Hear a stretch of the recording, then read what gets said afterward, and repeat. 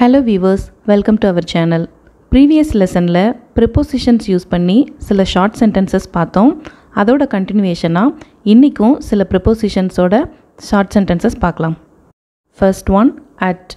இந்த at அப்படிங்கிற prepositionஐ ஜென்ரலா டைமை மென்ஷன் பண்ணுறதுக்கும் ஒரு பிளேஸை மென்ஷன் பண்ணுறதுக்கும் யூஸ் பண்ணுவோம்.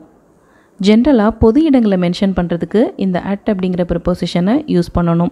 பொது இடம்னா என்னென்னு கேட்டிங்கன்னா ஹாஸ்பிட்டல், ஏர்போர்ட், ஸ்கூல், காலேஜ் இதெல்லாம் பொது இடம்.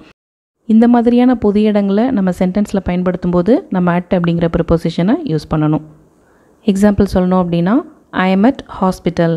ஐ எம் அட் ஹாஸ்பிட்டல் அப்படின்னா நான் ஹாஸ்பிட்டலில் இருக்கிறேன். இங்கே ஐ எம் இன் ஹாஸ்பிட்டல் அப்படின்னு சொல்லக்கூடாது. ஐ எம் இன் ஹாஸ்பிட்டல் அப்படின்னா நம்ம ஹாஸ்பிட்டலில் இருக்கோம் அப்படின்னு தான் மீனிங். ஆனால் என்ன டிஃப்ரென்ஸ் அப்படின்னு பார்த்திங்கன்னா நம்ம அந்த ஹாஸ்பிட்டலில் ஒரு பேஷண்ட்டாவோ இல்லை அங்கே ஒர்க் பண்ணுற டாக்டர் அல்லது நர்ஸாவோ அங்கேயே இருக்கிறோம் அப்படின்னு அர்த்தம். இப்போ நம்ம ஹாஸ்பிட்டல் அட்மிட் ஆகிருக்கோம், நமக்கு ட்ரீட்மெண்ட் அங்கேயே நடந்துக்கிட்டு இருக்கு, நம்ம அங்கே தான் தங்கியிருக்கோம் அப்படின்னா ஐ மீன் ஹாஸ்பிட்டல் அப்படின்னு சொல்லலாம். இதுவே நம்ம யாரையாவது அங்கே பார்க்குறதுக்காக போயிருக்கோம் இல்லை ஏதோ ஒரு பொருளை கொடுக்கறதுக்காக போயிருக்கோம், அந்த நேரத்தில் இந்த லொக்கேஷனை மென்ஷன் பண்ணுறதுக்காக யூஸ் பண்ணுவோம்ல, அப்போது ஐ எம் அட் ஹாஸ்பிட்டல் அப்படின்னு சொல்லணும். அட் யூஸ் பண்ணும்போது ஜென்ரலாக நம்ம அந்த லொக்கேஷனை ரெஃபர் பண்ணுறோம் அப்படின்னு மீனிங். இன்னொரு எக்ஸாம்பிள் சொல்லணும் அப்படின்னா I usually wake up at 6 AM daily. I usually wake up at 6 AM daily அப்படின்னா நான் தினமும் காலையில் 6 மணிக்கு எந்திரிக்கிறேன். இங்கே 6 AM அப்படின்னு டைமை மென்ஷன் பண்ணுறதுக்கும் at அப்படிங்கிற ப்ரிப்போசிஷனை யூஸ் பண்ணலாம். இப்போது இந்த சென்டென்ஸை எப்படி சொல்கிறதுன்னு பார்க்கலாம். அவர் அலுவலகத்தில் என்னுடன் வேலை செய்கிறார். அதாவது அவர் ஆஃபீஸில் என் கூட தான் வேலை செய்கிறார். இப்போ நம்ம ஃப்ரெண்டெல்லாம் இன்ட்ரடியூஸ் பண்ணும்போது சொல்லுவோம்ல, அவர் ஆஃபீஸில் என் கூட தான் வேலை செய்கிறார். அதை எப்படி சொல்லுவோம்? He works with me at the office. He works with me at the office. Next one, against. Against அப்படின்னா ஒரு விஷயத்துக்கு எதிராக அல்லது அதற்கு மாறாக. எக்ஸாம்பிள் சொல்லணும் அப்படின்னா I married the girl against my will. I married the girl against my will அப்படின்னா என்னோட விருப்பத்துக்கு மாறாக அந்த பொண்ணை நான் திருமணம் செஞ்சேன். இன்னொரு எக்ஸாம்பிள் சொல்லணும் அப்படின்னா my family members are all against with me. My family members are all against with me அப்படின்னா என்னோட குடும்பத்தில் இருக்க எல்லாருமே எனக்கு எதிராக இருக்கிறாங்க. இப்போது இந்த சென்டென்ஸை எப்படி சொல்கிறதுன்னு பார்க்கலாம். அவள் எனக்கு எதிராக உட்பகை வைத்து கொண்டிருக்கிறாள். அதாவது அவள் எனக்கு எதிராக வஞ்சம் வச்சுருக்கா அப்படின்னு சொல்லுவோம்ல, அதை எப்படி சொல்லலாம்? She has a grudge against me. She has a grudge against me அப்படின்னா அவள் எனக்கு எதிராக வஞ்சம் வச்சிட்ருக்கா. Next one, with. வித் அப்படின்னா உடன் அல்லது கூட அப்படின்னு அர்த்தம். நான் அவளோட போனேன், நீ என் கூட வரியா, அந்த மாதிரி மீனிங்லலாம் இந்த வித் அப்படிங்கிற ப்ரிப்போசிஷனை யூஸ் பண்ணலாம். எக்ஸாம்பிள் சொல்லணும் அப்படின்னா who do you live with. Who do you live with அப்படின்னா நீ யார் கூட வசிக்கிற. இன்னொரு எக்ஸாம்பிள் சொல்லணும் அப்படின்னா no one was with me when I was in trouble. No one was with me when I was in trouble அப்படின்னா நான் கஷ்டத்தில் இருக்கும்போது யாருமே என் கூட இல்லை. இப்போது இந்த சென்டென்ஸை எப்படி சொல்கிறதுன்னு பார்க்கலாம். உன்னுடன் எனக்கு உடன்பாடு இல்லை. அதாவது நீ சொல்கிறத என்னால் ஏற்றுக்க முடியாது, உன்கிட்ட எனக்கு உடன்பாடு இல்லை. இது எப்படி சொல்லலாம்? I disagree with you.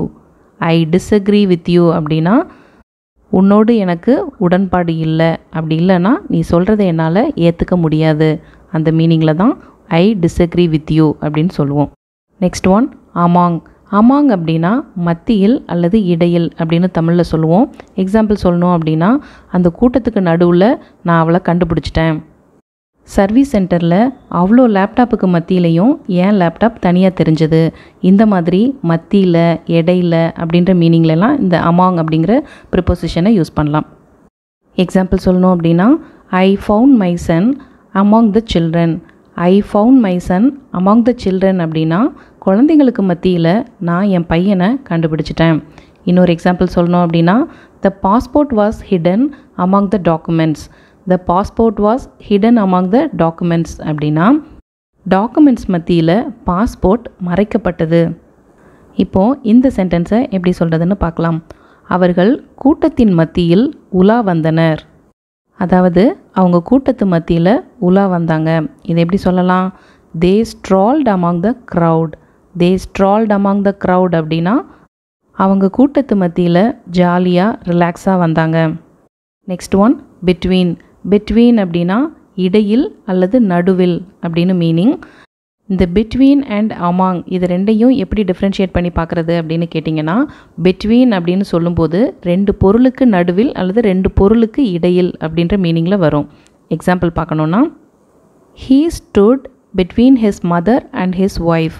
He stood between his mother and his wife அப்படின்னா அவன் அவங்க அம்மாவுக்கும் அவனோட ஒய்ஃபுக்கும் நடுவில் நின்னான். ஸ்டுட் அப்படின்னா நின்னான். பாஸ்ட் டென்ஸ் ஆஃப் ஸ்டாண்ட், அதை தான் ஸ்டுட் அப்படின்னு சொல்லுவோம்.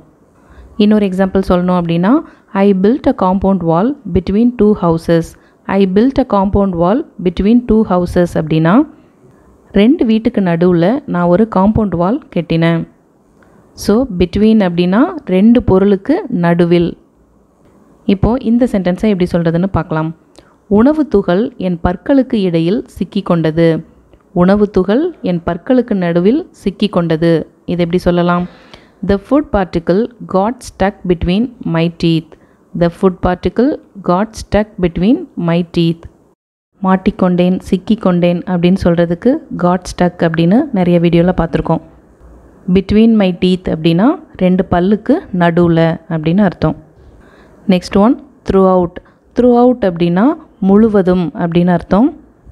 எக்ஸாம்பிள் சொல்லணும் அப்படின்னா, it rained throughout the day. it rained throughout the day அப்படின்னா நாள் முழுவதும் மழை பெஞ்சது. throughout the day அப்படின்னா நாள் முழுவதும் அப்படின்னு அர்த்தம். இன்னொரு எக்ஸாம்பிள் சொல்லணும் அப்படின்னா, he studied throughout the night. he studied throughout the night அப்படின்னா அவன் இரவு முழுவதும் படித்தான். இப்போது இந்த சென்டென்ஸை எப்படி சொல்கிறதுன்னு பார்க்கலாம். அவர் அவருடைய வாழ்நாள் முழுவதும் ஏழைகளுக்கு உதவி இருக்கிறார். அவர் அவரோட வாழ்நாள் முழுவதும் ஏழைகளுக்கு உதவி இருக்கிறார். இது எப்படி சொல்லலாம்? He has helped the poor throughout his life.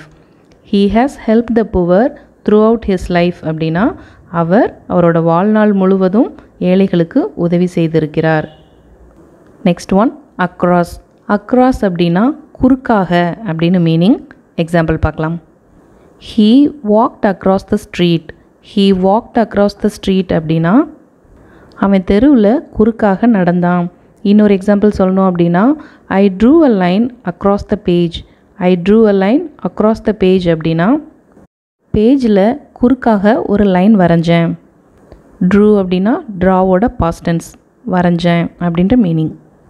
இப்போது இந்த சென்டென்ஸை எப்படி சொல்கிறதுன்னு பார்க்கலாம். போலீஸ்காரர் சாலையின் குறுக்கே பேரிகார்ட் போட்டார். போலீஸ்காரர் சாலையின் குறுக்கே பேரிகார்ட் போட்டார். இது எப்படி சொல்லலாம்? The policeman made a barricade across the road. The policeman made a barricade across the road. Next one behind. behind அப்படின்னா பின்னால் அப்படின்னு அர்த்தம். எக்ஸாம்பிள் சொல்லணும் அப்படின்னா, the sun disappeared behind the clouds. The sun disappeared behind the clouds அப்படின்னா சூரியன் மேகத்துக்கு பின்னாடி மறைஞ்சிருச்சு. இன்னொரு எக்ஸாம்பிள் சொல்லணும் அப்படின்னா, he was standing behind me in the queue. he was standing behind me in the queue அப்படின்னா அவன் வரிசையில் எனக்கு பின்னாடி நின்றுக்கிட்டு இருந்தான். இப்போது இந்த சென்டென்ஸை எப்படி சொல்கிறதுன்னு பார்க்கலாம். குழந்தை கதவுக்கு பின்னால் ஒளிந்து கொண்டிருந்தது. குழந்தை கதவுக்கு பின்னால் ஒளிஞ்சிக்கிட்டு இருந்துச்சு. இதை எப்படி சொல்லலாம்? The child was hiding behind the door. The child was hiding behind the door. இந்த மாதிரி ப்ரிப்போசிஷன்ஸ் நிறைய தெரிஞ்சு வச்சுக்கோங்க. நிறைய வேர்ட்ஸ் தெரிஞ்சுக்கும் போது நம்ம எஃபெக்டிவாக கம்யூனிகேட் பண்ணுறது ரொம்ப ஈஸியாக இருக்கும். இந்த வீடியோ பிடிச்சிருந்தால் லைக் பண்ணுங்கள். சேனலை சப்ஸ்கிரைப் பண்ணாதவங்க சப்ஸ்கிரைப் பண்ணுங்கள். கூடவே அந்த பெல் ஐக்கானையும் கிளிக் பண்ணுங்கள். நெக்ஸ்ட் வீடியோவில் மீட் பண்ணுறேன். பை.